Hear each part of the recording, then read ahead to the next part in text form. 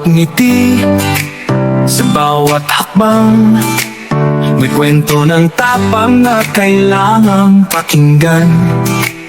Iba man ang kulay, iba man ang daan, lahat tayo'y likha ng may kapal.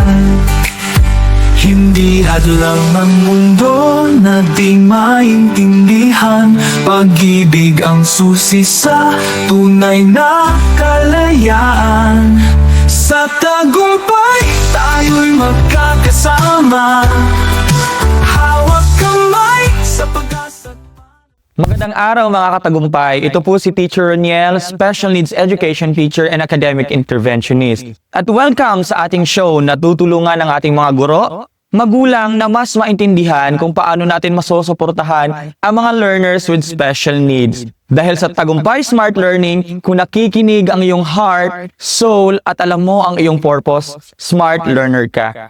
Sa episode 1, pag-uusapan natin ang accommodations at modifications. Dalawang terms sa special and inclusive education na madalas na pagpapalit-palit sa isipan natin pero malaki po ang pagkakaiba. Kung malinaw sa atin ang pagkakaiba, mas magiging effective ang support na maibibigay natin sa mga bata, sa school man o sa bahay. Kaya tara, simulan na natin. Tagumpay, tayo'y magkakasama, hawak kamay sa pag-asa.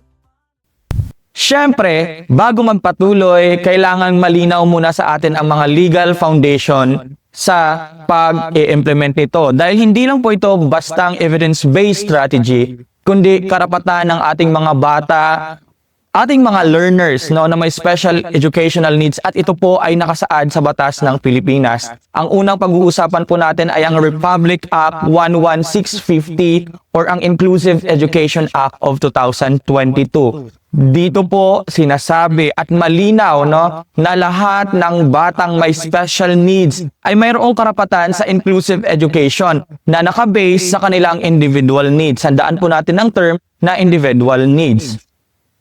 Pangalawa, itong Republic Act 7277, also known as the Magna Carta for Persons with Disability, sa batas po na ito ay nakasaad na dapat walang discrimination na mararamdaman ang bata at dapat mayroong equal access sa quality education para sa lahat, kasama na po ang mga batang mayroong special educational needs.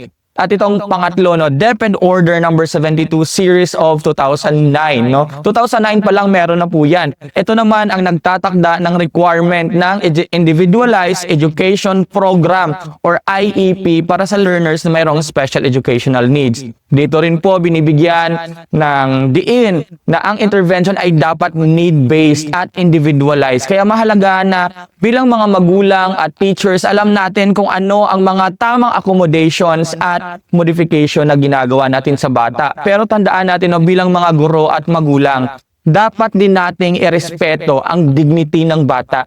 Huwag tayong magbigay ng label na makakasama sa self-esteem nila at laging siguraduhin confidential ang kanilang records at progress.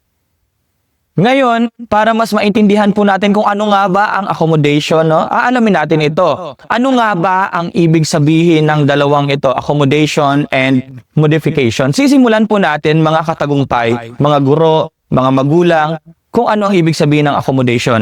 Ang accommodation po ay ang pagbabago kung paano nagaganap ang pagkatuto ng bata, maaaring sa bahay man o sa classroom. Pero tandaan, hindi po natin binabago ang content o standard. Magbigay tayo ng halimbawa sa context sa isang classroom, Halimbawa, kung may exam, sa accommodation, pareho pa rin ang number of items at difficulty level, pero pwedeng oral ang pagsagot imbes na written. Ngayon, ano naman ang modification? Magmo-modify tayo. Ito naman po ay ang pagbabago kung ano ang inaasahan or expectation natin sa bata. Dito, meron ng binabago sa content pero tandaan, hindi po tayo pwedeng magbawas ng content or learning expectation para mas maging angkop ito sa individual needs ng bata, sa kanyang kasalukuyang kakayahan. So para magbigay ng halimbawa, sa parehong exam, pwedeng bawasan ang number of items o gawing mas simple ang tanong para sa bata. Ngayon, para mas malinaw po sa ating lahat, magbibigay po tayo ng school example, no, context ng Philippine school, kung paano ba ina-apply itong accommodations and modifications. At sisimulan po natin sa accommodation. Halimbawa, sa grade 5 Filipino test, lahat ng bata ay mayroong 20 items na multiple choice. Ang learner with dysgraphia, tandaan natin itong dysgraphia, no? It's a learning disability na kung saan hindi nila, their brain, no, is wired differently, kaya hindi sila nakakasulat kung ano yung naiisip nila. Kaya ang ginawa dyan ay pinayagan na sumagot orally at recorded ng teacher. Pero tandaan, no, pareho pa rin ang coverage at difficulty ng exam, pero binago lang kung paano niya ipinakita ang kanyang sagot.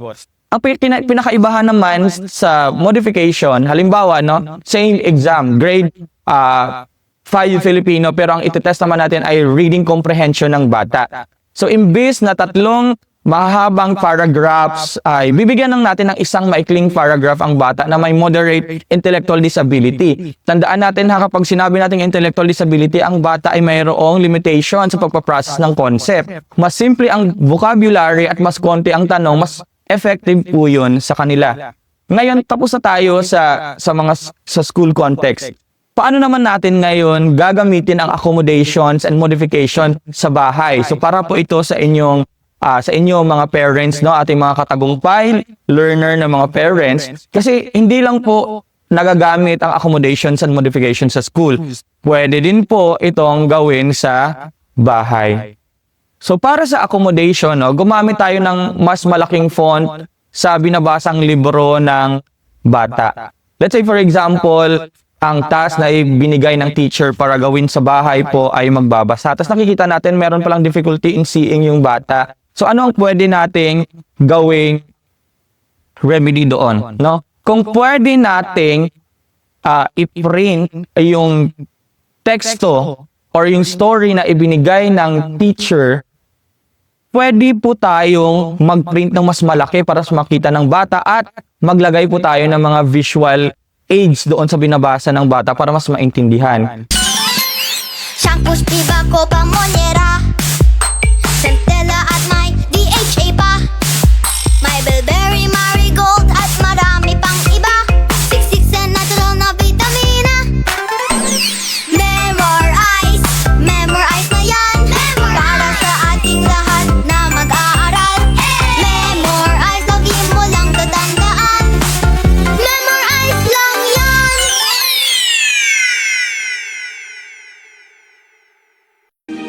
Platinum Pro, ang bisa ng 600mg caplet at yerba buena, moringa, lagundi at vitamin C na mga go food for morning flexibility and whole day mobility. Kaya walang aray sa palaging pagkilos. Platinum Pro. Platinum Pro.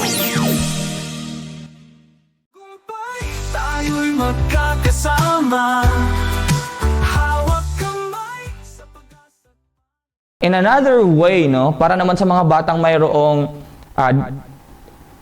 learning disability in reading, pwede tayong gumamit ng mga audiobooks para mas maintindihan niya ang kwento. Ngayon, under modification, no, sa pagbabasa ng kwento, di ba sa accommodation, hindi kasi tayo pwedeng magbawas. Pero dito sa modification, para mas maging age level, no, and mas angkop doon sa bata, pwede nating paikliin ang reading passage. But make sure, yung mga mahalagang elements doon sa story ay hindi nawawala. So, practical na pwedeng gawin ng parents, no? You can use ChatGPT. Ilagay nyo po doon ang story, no? Tapos mag-prompt po kayo na gawan siya ng summary na nare-retain po ang context, no, ng story para hindi po mawala. Tapos, pwede rin po tayong pumili ng mas simpleng libro na akma lang sa kakayahan ng reading level ng bata. Now, magbibigay po ako ng practical tips para sa teachers and parents kasi sa context ng school, sa context ng bahay, magkakaiba po talaga kung paano sila ina-apply. Pero tandaan po natin, mga katagumpay, smart learner, sa ating mga kapwa guro, sa ating mga magulang, napakahalaga po na nakikipagtulungan po tayo, no, sa mga magulang, sa mga teachers, at sa iba pang nagbibigay ng serbisyo sa mga bata para mas maging effective ang application nitong accommodation and modification. So, ito yung ilang mga tips para sa mga guro at para sa mga teachers, no, na ma-apply natin ang modification and accommodation in an effective way. Una, no, isa sa pinakamahalaga ay collaboration. Dapat po constant po ang communication natin, nag-uusap po ang magulang, ang teacher at lahat ng mga service provider ng bata para naka-align po lahat ng ginagawa natin para hindi po malito ang bata na ito yung gustong gawin ni teacher pero ito yung gustong gawin ng magulang. So, magkakaroon ngayon ng frustration ng bata na instead na matututo po siya, ay hindi na po nagagawa. No? Kaya dapat regular po na nag-uusap ang magulang. Lalo-lalo na sa IEP meeting. Kasi nga, di ba, nasa legal basis po yan, itong lahat ng ginagawa po natin ay dapat nakalagay po sa IEP. At kung malinaw sa parehong panig kung anong accommodation o modification ang ginagamit na mayroong consistency and effective support, makakatulong po yan sa mga bata. Araw-araw ang digmaan. Umaga't gabi sumasabak sa laban. Dapat protektado ka outside at inside. Immune Advance contains 4 active ingredients gaya ng lagundi, malunggay, non-acidic vitamin C at zinc. Tulong pampatibay resistensya para tulong proteksyon. Isama pa ang proper diet at exercise. Para katawan ay handa, Immune Advance helps support a healthy immune system. Immune Advance ang sandata. No approved therapeutic claims. Ang Immune Advance ay hindi gamot at hindi dapat gamiting panggamot sa anumang uri ng sakit. Available in Shopee, Lazada, and other leading drugstores. Hindi lahat ng bata pare-pareho ang paraan ng pagkatuto. Sa special needs at inclusive education, mahalagang maunawaan ang dalawang magkaibang konsepto, ang accommodation at modification. Ang accommodation ay parang pag-a-adjust ng upuan sa mesa. Pareho pa rin ang pagkain, pero mas komportable siyang kumain. Ibig sabihin, hindi binabago ang learning goals, pero binibigyan ang bata ng suporta tulad ng dagdag na oras sa exam o paggamit ng assistive technology. Samantalang ang modification ay pagbabago na mismo ng ulam sa plato. Iniiba ang nilalaman para akma sa kanyang pangangailangan. Dito, binabago ang learning expectations o requirements para matiyak na achievable para sa kanya. Ang layunin hindi lang makasabay ang bata, kundi tunay na matuto ayon sa kanyang kakayahan at pace. Yan ang ay dapat. Edukasyong may malasakit, pantay na oportunidad at direksyon na kaugat sa pag-unawa. Mga katagumpay, tandaan po natin, itong mga batang may special needs ay may pangangailangan. Pero hindi ibig sabihin na kapag may modification na ang bata ay hindi na siya pwedeng i-challenge. Na bibigyan na lang natin sila ng mas madaling trabaho, mas madaling task para mabawasan na rin ang burden. Hindi po yun. Lagi nating hanapin ang balanse para siya ay mag-grow. Kasi ang goal naman talaga natin dito ay ma-develop holistically ang mga batang mayroong special educational needs. Mga katagumpay, smart learners, tandaan, ang accommodation ay kung paano nag-aaral ang bata. Ang modification ay kung ano ang inaasahan natin sa bata. Magkaiba sila, pero parehong mahalaga. At para sa susunod na episode, tatalakayin natin ang presentation accommodation na ang goal ay para maipakita sa ating mga tagumpay, smart learners na mga guro at magulang kung paano iakma ang paraan ng pagtuturo at paghahatid ng impormasyon para sa ating mga mag-aaral na may natatanging pangangailangan. At syempre, kung nakikinig ang iyong heart, soul, at alam mo ang iyong purpose, smart learner ka. Maraming salamat po sa panunood at see you sa ating next episode. Ito ng tapang na kailangang pakinggan. Iba man ang kulay, iba man ang daan, lahat tayo'y likha ng may kapal. Hindi hadlang ang mundo. Hi everyone! Ako po si Doc Engineer Arnold Divina. At ako naman po si Aida Gonzalez and we are your hosts here on Tagumpay It's All Good. Dito sa channel ito, we bring you real stories, inspiring journeys, and good vibes na siguradong magpapalakas ng inyong umaga. Kaya naman, don't miss out. Follow and like us on Facebook. And don't forget to subscribe to our YouTube channel.